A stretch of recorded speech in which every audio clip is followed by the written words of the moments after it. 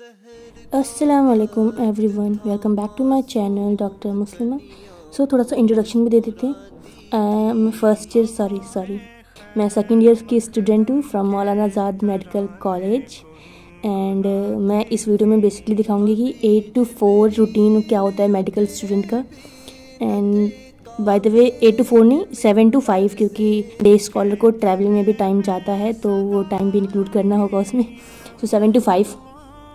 तो जस्ट कि 8 से हमारी क्लास स्टार्ट होती है, तो उसके लिए डे स्कॉलर्स को घर से निकलना पड़ता है 7 बजे के अराउंड। मतलब 1 घंटा से ज़्यादा तो लग ही जाता है, तो मेरे को लगता है 1 घंटा 20 मिनट पहुंचने में लगता है। तो बट प्रॉब्लम इज़ कि मैं लेट हो जाती हूँ फर्स्ट क्लास के लिए, बट स्टिल मोटिवेशन लेना है मुझे कि नहीं लेट होना आगे अभी सेकेंड ईयर में।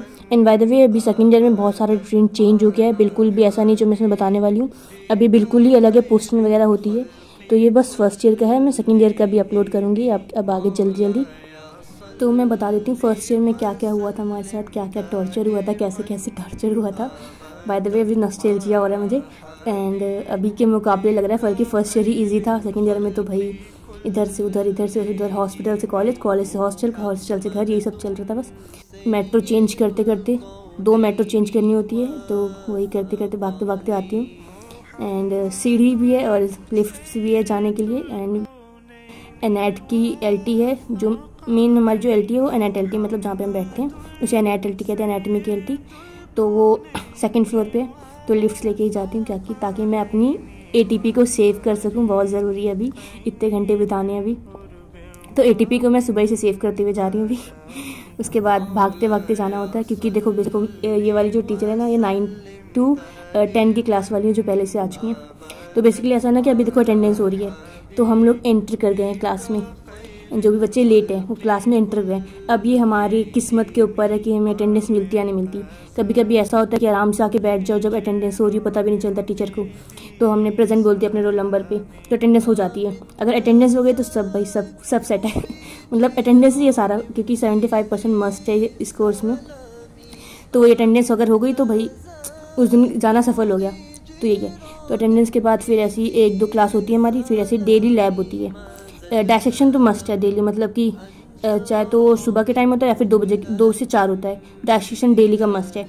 एंड उसके अलावा एक लैब होती है, कोई अगर फिजियो की लैब है या फिर बायोकेमिस्ट्री की लैब होती है, कोई एक लैब मस्ट है। तो मैं आपको भी दिखा देती हूँ, ये अलग अलग क्लिप्स मैंने अपनी पुरानी ऐड कर दी हैं।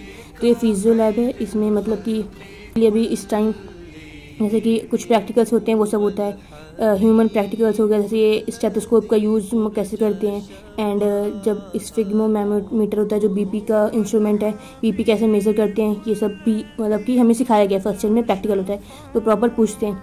एंड ये बीपी नापते हुए बाय द वे कभी कभी साउंड आता भी नहीं, हम अपने आप लिख देते हैं जो भी होता है, फेक रीडिंग्स। अब ये हिस्ट्री लैब की क्लिप्स ऐड करी है मैंने, मतलब एक दिन में एक ही लैब होती है, तो मैंने ये क्लिप्स ऐड कर दी हैं। तो हिस्ट्री लैब में हम टिश्यूज़ वगैरह देखते हैं माइक्रोस्कोप में। तो ऐसी 8 to 1 तक क्लासेस लैब्स होती हैं, उसके बाद लंच हो जाता है। ये हमारा कैंटीन है कॉलेज का, अगर आप लंच लेके आए तो आप यहाँ बैठ के लंच कर सकते हो अपना, अगर आप लंच लेके नहीं आए तो आपको प्रॉपर खाना वगैरह सब मिल जाएगा यहाँ पे। मतलब ऐसा है ना, कैंटीन में आपको सब मिल जाएगा। अगर आपको प्रॉपर मील लेना है तो सब्ज़ी, रोटी, दाल, चावल वो भी मिल जाएगा। एंड अगर आपको फ्राइज़, चिली पोटैटो या फिर चाउमीन ये सब खाना, ये सब भी मिल जाता है। तो मतलब सब कुछ मिल जाएगा, बस आपको पैसे देने होंगे और आपको मिल जाएगा। तो मेरे को तो मोस्टली, मैं अगर लंच लेके नहीं जाती तो मैं मोस्टली समोसा ही खाती, मेरा फेवरेट है समोसा। चाय मिल जाए बस मस्त है, लाइफ सेट है। तो आप बताना आपका फेवरेट है या नहीं समोसा, कमेंट सेक्शन में। एंड उसके बाद 1 से 2 लंच है, तो उसी के बीच में नमाज़ भी पढ़ लेते हैं। एंड हॉस्टल में जाके, क्योंकि हमारा आप देख सकते हो बिल्कुल कॉलेज से अटैच है ये हॉस्टल, गर्ल्स हॉस्टल दिख रहा होगा आपको, संजीवनी। बिल्कुल मतलब कि जस्ट आप निकले अपने मतलब कि कॉलेज से, एलटी वगैरह से, तो ये बिल्कुल पास में गर्ल्स हॉस्टल है। तो इतना टाइम नहीं लगता पहुँचने में, 2 मिनट का काम है, 5 मिनट का काम है पहुँचने का। तो हॉस्टल में जाके नमाज पढ़ लेते हैं। एंड फर्स्ट ईयर में हॉस्टल नहीं मिला था, तो मैं अपने फ्रेंड के रूम में जाके नमाज़ पढ़ लेती थी।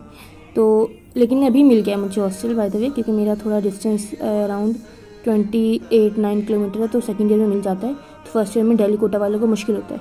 तो अगर आपका एड्रेस कहीं दिल्ली के बाहर का है तो उसे लगाओगे तो आपको इजीली मिल जाएगा, तो देख लेना। तो अंदर से एंट्री करते ही ऐसा दिखता है कुछ हॉस्टल, गर्ल्स हॉस्टल। यहाँ पे बैडमिंटन वगैरह खेल लेते हैं। एंड आगे जाके यहाँ पे आपको दिख रहा होगा ये एक रीडिंग रूम है, मतलब जहाँ पे मतलब कि जस्ट लाइक लाइब्रेरी जैसा है, बट बुक्स नहीं है, मतलब रीडिंग रूम है। तो टेबल्स वगैरह लगे हुए हैं पढ़ने के लिए, और एसी चलता है, तो यहाँ पे आके बच्चे पढ़ लेते हैं, एसी की लगा हुआ है। एंड आप ये वाला रूम देख सकते हैं, ये गर्ल्स कॉमन रूम है। यहाँ पे मतलब कि बैठ के बात कर लेते हैं बच्चे, मोस्टली खाली रहता है। तो हम लोग इसका यूज़ ऐसे कर रहे थे कि ऊपर मतलब मेरी फ्रेंड का जो फ्लोर है वो सेकंड फ्लोर है, तो काफ़ी टाइम लग जाता था जाने में। तो यहीं पे आके नमाज़ पढ़ लिया, मतलब कि मैं अपने साथ ये नमाज का मैट रखती थी अपने बैग में, तो मैं इसको लेके आ जाती थी, तो फटाफट नमाज़ पढ़ लेते थे यहाँ पे। जब मतलब ज़्यादा लेट हो जाता तो सिर्फ फ़र्ज़ पढ़ लेती थी, अदरवाइज़ कभी सुन्नत। जब से कॉलेज में हुआ यही चल रहा है अभी, फ़र्ज़ सुन्नत नफिल तो रही गई है। एंड मेरे पास ऐसे बहुत से कमेंट्स आए हैं कि अभी आपको नमाज़ का टाइम मिलता है कि नहीं मिलता, कैसे नमाज को मैनेज करते हो, बहुत हेक्टिक हो जाता है, कब पढ़ते हो, कैसे पढ़ते हो। And first of all this is really very good thing कि आप लोग को कंसर्न है नमाज का। बाकी पढ़ना तो है ही, फ़र्ज़ तो है ही नमाज। तो देखो मेनली जो ज़ोहर की नमाज़ का है, बाकी तो फजर और असर मगरिब इशा घर पे ही हो जाती है। बाकी ज़ोहर की नमाज़ का है वो 1 से 2 के बीच में लंच होता है, और ये हर कॉलेज में इतना तो मतलब कि लंच होता ही होता है। तो फिर ज़ोहर की नमाज़ उस बीच में पढ़ सकते हैं हम इजीली, तो उसी बीच में हम पढ़ लेते हैं नमाज़, तो नमाज़ हो जाती है उसके बाद। एंड 1 से 2 हमारे लंच हो गया, उसके बाद 2 से 4 बजे तक हमारी कोई लैब होती है। एंड लैब मोस्टली फिजियो और बायोकेम की होती है, बट वो कभी कभी शिफ्ट हो जाता है, तो डायसेशन हॉल हो जाता है। डायसेशन हॉल मतलब डायसेशन की क्लास हो जाती है। डायसेशन क्लास में मतलब कि कैडेवर, बॉडीज़ और बोन्स वगैरह हम पढ़ते हैं, मतलब एनाटमी पढ़ते हैं मेनली, मतलब बोन्स होती हैं एंड कैडेवर होता है, उसमें हम देखते हैं कौन सी मसल कैसे जा रही, कहाँ से कहाँ जा रही, सब पढ़ते हैं। एंड जो मैमसी का डायसेशन हॉल है काफ़ी बड़ा है, 250 स्टूडेंट्स इजीली आ जाते हैं। जो मैमसी की वो है बैच की स्ट्रेंथ वो 250 है, तो 250 पूरे आ जाते हैं एक बार में डायसेशन हॉल में। एंड इसमें होता है कि 10 टेबल्स डिवाइड कर देते हैं। टेबल मतलब एक टेबल पे 25 बच्चे होते हैं, जिस पे 2 टीचर्स हमें मिलते हैं, एक पीजी होते हैं, एक एसआर होते हैं जो हमें पढ़ाते हैं, मतलब बोन्स वगैरह पहले एक बार थोड़ा बहुत हमें ब्रीफ कर देते हैं, फिर उसके बाद हमें खुद पढ़ना होता है। तो ऐसे ही चलता है पूरे डायसेशन हॉल में। फिर बैठ के कुछ बच्चे बातें कर लो, या फिर खुद जाके बॉडी को देखो, खुद जाके कट करो, कट वगैरह भी कुछ कर सकते हो। मतलब कट मतलब ये नहीं कि खुद जाके ब्लेड वगैरह लगाने लग गए, टीचर साथ में होना चाहिए, क्योंकि अगर हम खुद करेंगे ना तो हम आर्टरीज और नर्व को कट कर सकते हैं। फिर जब हम उसमें पढ़ेंगे बॉडी में तो हमें पता नहीं चलेगा कि ये आर्टरी कौन सी कहाँ गई, तो हम ख़राब कर सकते हैं। तो इस वजह से टीचर्स का होना ज़रूरी है।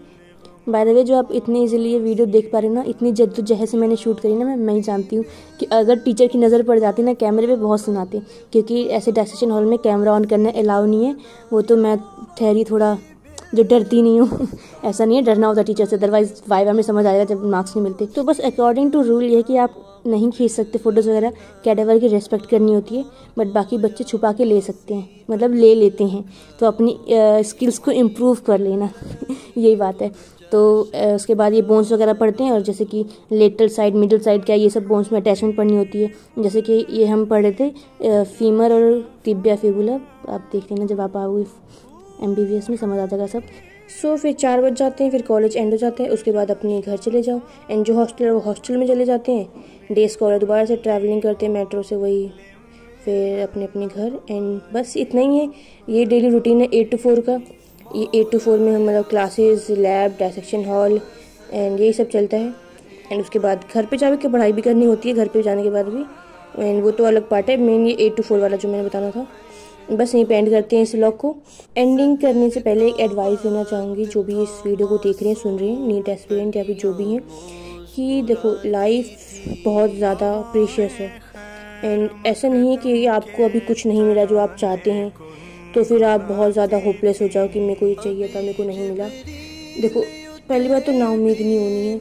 अल्लाह ताला ने आपके लिए जो भी सोच रखा है वो बहुत ज़्यादा ही अच्छा होगा। एक तो होता है कि हम प्लानिंग करते हैं कि हमें ये चाहिए, एक होता है अल्लाह ताला प्लानिंग करते हैं। अगर हमें जो चाहते हैं हम मिल गया वो अच्छी बात है, बट अगर हम जो चाहते हैं वो हमें नहीं मिला, इसका मतलब अब जो अल्लाह ताला चाहते हैं वो होगा आपके साथ। तो इतना ज़्यादा नाउम्मीद नहीं होना, एंड जो भी होगा बहुत अच्छा होगा।